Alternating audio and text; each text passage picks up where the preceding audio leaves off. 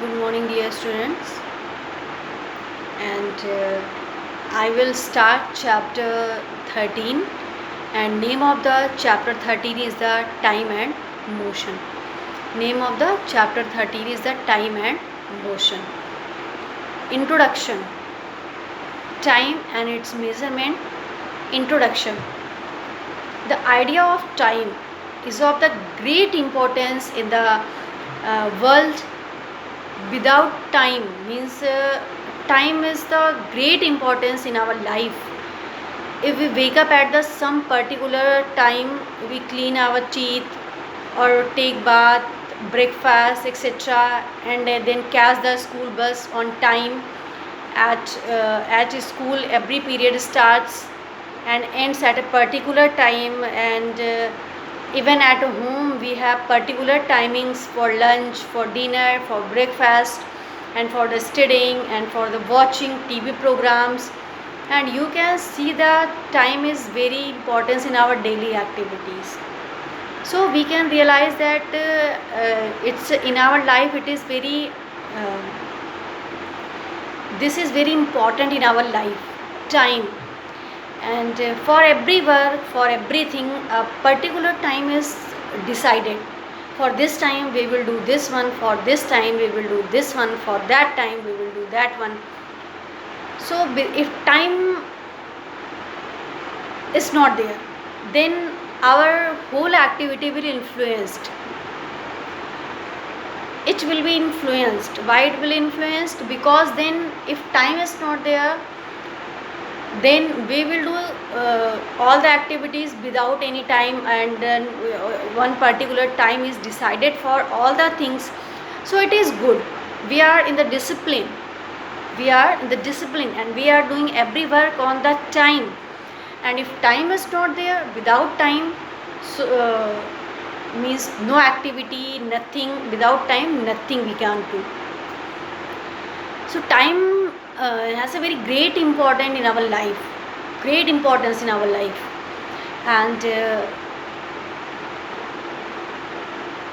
measurement of time, measurement of time. For measuring time, we need something. We need something that repeats itself at regular intervals.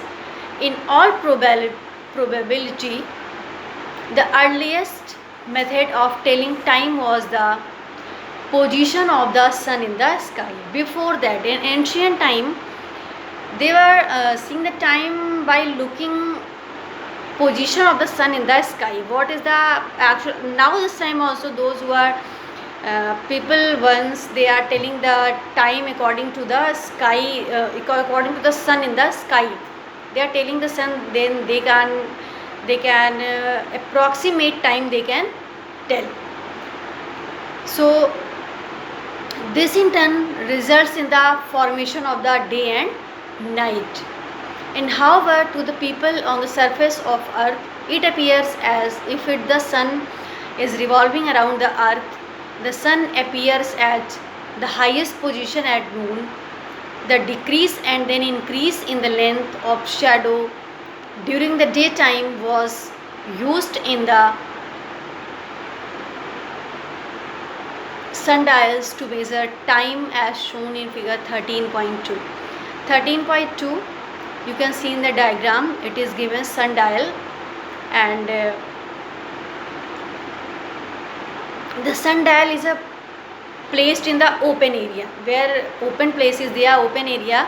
Then sundial, that place only it placed. Then the gnomon points in the north-south direction. The shadows of the gnomon on a particular scale shows the time at some particular moment. And some historical sundials still exist in India.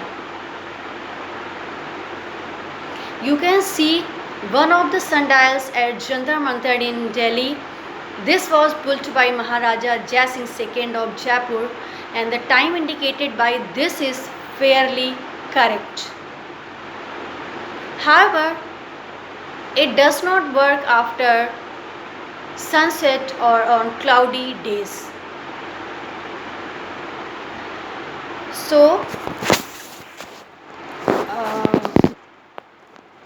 Maharaja Jai Singh, Maharaja Jai Singh second was born in 1686 in Rajasthan. He ascended to the throne of Amber at the age of 13, and at that age of 15 he was honored with the title of Savai, meaning one and a quarter. One and a quarter. And Maharaja Jai Singh was a great Indian astronomer, architect and mathematician. He built five Jantar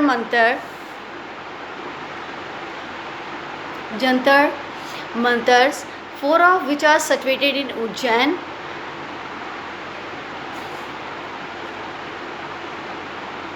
Varanasi, Jaipur and Delhi. While the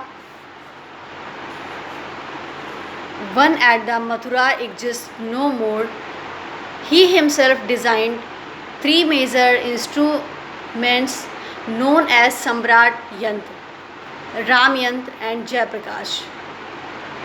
Samrat Yantra is a huge sundial. Its accuracy is up to half a minute. He planned and built the city of Jaipur in 1727, which is a model of town planning and architecture. And Romans used a sand clock. And he works on the principle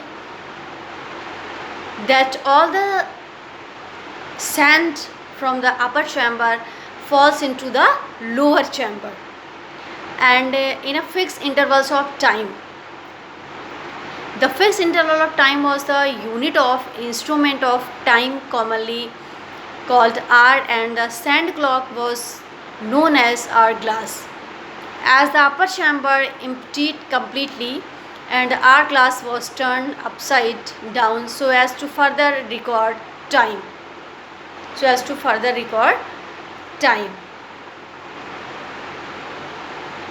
Now, units of time. Before we discuss unit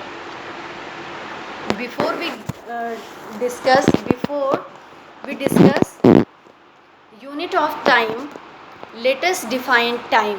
What is the time? Time is a gap between two successive events. Time is defined as a gap between two successive events. That is called the time. And since the earliest days of civilization, the gap between two successive noons is taken as unit of time and is called a day or a solar day. The solar day is divided into 24 hours, 24 equal hour parts, and each part is called an hour. 1 hour is further divided into 60 equal parts, and each part is called a minute. And 1 minute is further divided into 60 equal parts, and each part is called a second.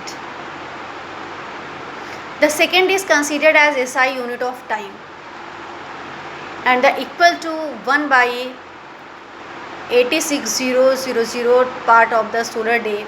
Thus we can say that 1 solar day is equal to 24 hours, 1 hour is equal to 60 minutes, 1 minute is equal to 60 seconds.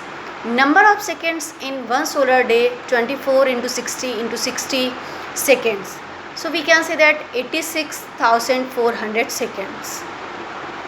And further, bigger units of time are year, decade, century and millennium, and their relation with SI unit of time is shown in the following tables.